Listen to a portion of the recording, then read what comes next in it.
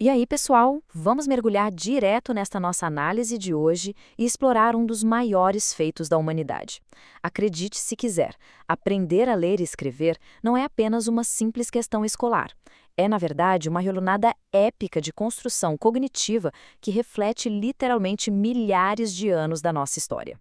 Fica a grande pergunta para a gente pensar: como é que a mente consegue pegar um monte de rabiscos no papel e transformar isso em ideias super complexas? É fascinante pensar que uma tecnologia tão fundamental como a escrita não é um instinto natural nosso. Ela precisa ser construída ativamente, pecinha por pecinha, na cabeça de cada pessoa. O que nos leva à primeira parte do nosso estudo, a história da escrita e como ela foi uma invenção totalmente coletiva. A escala de tempo aqui é gigantesca.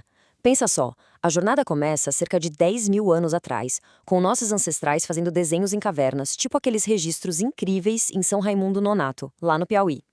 Aí, avançando para 5.500 anos atrás, aparecem os primeiros pictogramas sumérios. E então, por volta de 3.200 a.C., chegamos na escrita cuneiforme e na fonetização. É literalmente a humanidade saindo de desenhar objetos literais para prensar pequenas cunhas em blocos de argila. Mas o que é realmente incrível é essa transição para os ideogramas. Antes, com os pictogramas, se a gente quisesse falar de uma montanha, simplesmente desenhava uma montanha. Simples assim. Aí veio o grande salto no pensamento. De repente, juntar o símbolo de mulher com o símbolo de montanha passou a significar estrangeira. É a representação da mente combinando os símbolos soltos para expressar um conceito totalmente abstrato. Sensacional, não é? E o ponto de virada definitivo, a fonetização. É aqui que a coisa toda muda de figura. Os símbolos deixam de representar as coisas em si e começam a representar os sons da nossa fala. O exemplo do sumério antigo é perfeito para ilustrar isso.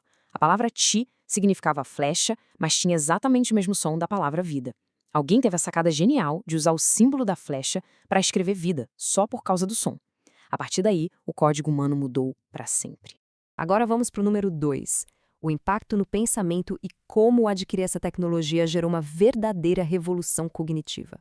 Nos anos 30, um pesquisador chamado Alexander Luria provou como a alfabetização muda o jeito que o nosso cérebro opera. Ele notou que pessoas não alfabetizadas adotavam um pensamento bem mais concreto e funcional. Por exemplo, elas agrupavam um serrote e um pedaço de madeira porque um corta o outro. Já as pessoas com escolaridade agrupavam o serrote com outras ferramentas. É uma mudança direta para uma classificação muito mais teórica, mais abstrata e ampla do mundo. E pegando carona nessa ideia poderosa, a gente não pode deixar de mencionar o educador Paulo Freire. Para ele, a alfabetização era muito mais que juntar sílabas. Era uma verdadeira fuga da dependência em direção à autonomia. A educação como pura libertação humana. Ao conseguir decodificar a palavra, a gente ganha a capacidade literal de ler e de transformar ativamente a nossa própria realidade. Bom, seguindo em frente. Parte 3. A criança e a escrita. Vamos trazer essa história épica toda para dentro de uma sala de aula atual. Graças às pesquisas das estudiosas Emília Ferreiro e Ana Teberoski, hoje sabemos que aprender a ler não tem nada a ver com decoreba ou um simples treinamento motor mecânico, de jeito nenhum. Na verdade, é um processo superativo de construção lógica que acontece passo a passo dentro da mente. É uma reinvenção de todo aquele sistema histórico que a gente acabou de ver.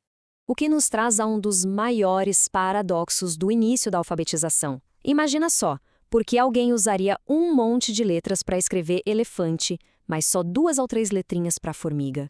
O que acontece é que a mente, no começo de tudo, liga o tamanho físico do bicho ao tamanho da palavra escrita. O som da fala é completamente ignorado. Faz todo o sentido lógico para quem está começando a desvendar o mundo visível. E assim chegamos na seção 4, as fases iniciais, para ver como essa lógica de aprendizado funciona na prática. Então, temos a chamada fase pré-silábica, onde ocorre aquele passo gigantesco. O desenho se separa da escrita. Já se sabe que letras são necessárias, mas elas ainda não têm relação com o som.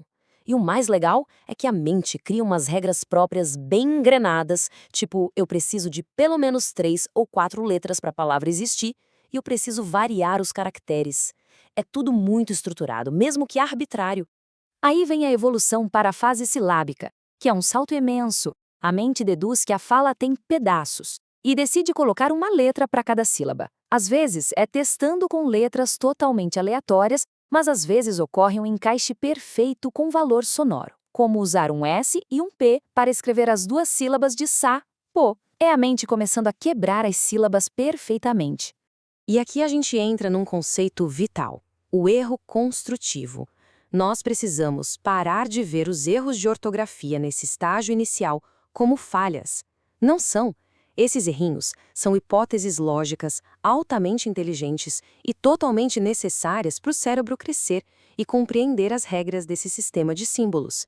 Estamos quase na reta final. Seção 5, a conquista do alfabeto, desvendando o código de vez. Essa transição final começa com um belo conflito cognitivo. Bate aquele incômodo tremendo. Ler uma palavra longa, mas que foi escrita com apenas 3 letras, começa a parecer insuficiente, parece errado.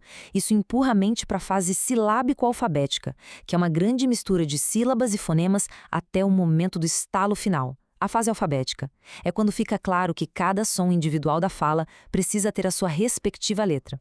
Atingir essa fase alfabética significa que a lógica base de todo o sistema foi dominada. Mas calma, a jornada não acaba aí, não. Agora se inicia o longo desafio das nossas regras ortográficas. Sabe aquela dúvida cruel e eterna de sempre? Escrevo com o X ou com o CH se o som é o mesmo? Pois é, dominar essas regrinhas arbitrárias vai exigir anos de muita leitura e exposição. Para amarrar toda a nossa exploração, fica esta reflexão poderosa. Quando a gente observa de perto o processo de aprender a escrever, fica muito evidente que ninguém está só juntando letras. A cada nova compreensão das regras, a mente recria, passo a passo, um triunfo espetacular de 5.000 anos de história humana. É ou não é um pensamento épico? Fica aí essa ideia para valorizarmos cada vez mais o poder impressionante do aprendizado humano.